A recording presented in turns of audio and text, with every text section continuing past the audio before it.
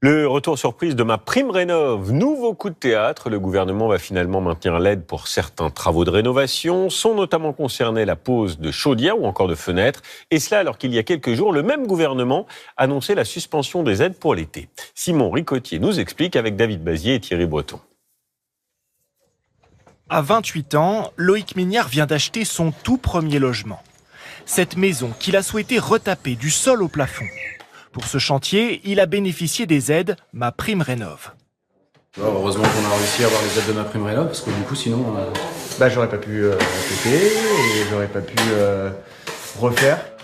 À quelques mois près, il aurait pu ne pas toucher ces aides, car le gouvernement a annoncé suspendre le dispositif pendant l'été. Hier, il a finalement décidé de le maintenir, mais uniquement pour les monogestes, c'est-à-dire une seule catégorie de travaux, par exemple l'isolation des murs ou le remplacement d'une chaudière. S'il avait fait sa demande aujourd'hui, Loïc Mignard n'aurait touché que 30 000 € environ, au lieu de 60 000. On travaille à tâtons, les entreprises, à mon avis, elles travaillent sans avoir de budget, sans être payées, sans rien, donc c'est un peu compliqué, c'est à flux tendu.